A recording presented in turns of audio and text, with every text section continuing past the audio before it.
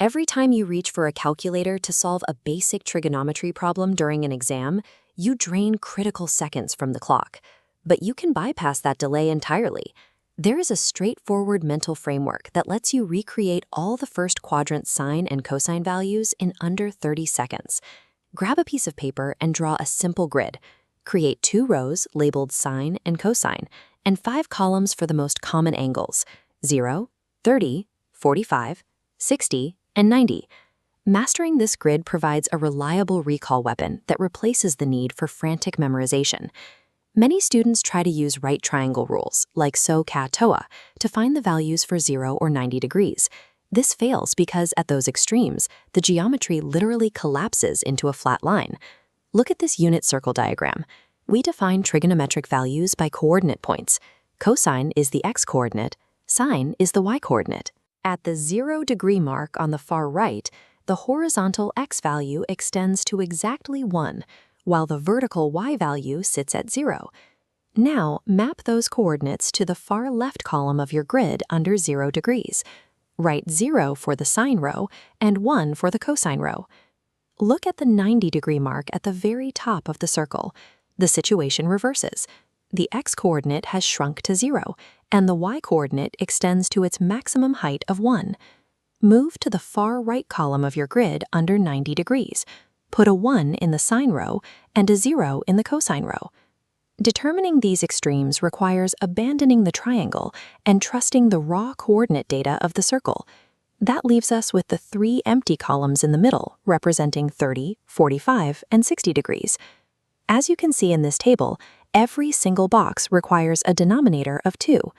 For the sine row numerators, count upward from 1 to 3, then place each number inside a square root symbol. The cosine row follows the inverse sequence. Count downward from 3 to 1, and again, place each numerator inside a square root. To finalize the table, we apply one basic simplification. The square root of 1 is just 1. Clean those up so they read as standard 1/2 fractions. Recognizing this numerical symmetry prevents you from accidentally swapping your sine and cosine values when you are under testing pressure. If you forget the grid entirely during a moment of panic, you have a tactile failsafe, your left hand. Hold your hand facing you. Assign the 5 angles to your fingers, moving from 0 degrees on the pinky up to 90 degrees on the thumb. To find a sine value, physically fold down the specific finger that represents the target angle you need. Look at this diagram. With the index finger folded down for 60 degrees, count the number of fingers below it. Place that number, 3, inside a square root and divide by 2. For cosine, you perform the exact same action, but you count the fingers above the folded finger instead. Associating the numbers with your fingers gives you a way to recover the values even if you have no paper available. If you prefer to rely on pure logic, you can derive the 30 and 60-degree values from scratch by slicing an equilateral triangle. Sketch an equilateral triangle where all sides equal 2, then cut it vertically down the middle. You now have a right triangle with a base of 1 and a hypotenuse of 2. Apply the Pythagorean theorem to find the missing side. The vertical slice has a length of exactly √3. Because we cut the top angle in half, that top interior angle is 30 degrees. Apply SOH CAH TOA rules to the 30-degree angle.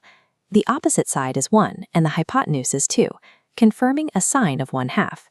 This simple sketch alone confirms the table's values are the inevitable result of the triangle's fixed geometric properties.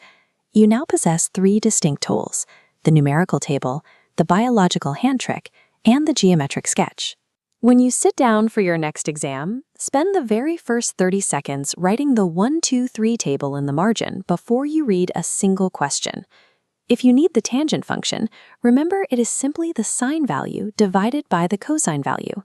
Mastering these 3 methods reduces trigonometry to a methodical process of logical reconstruction.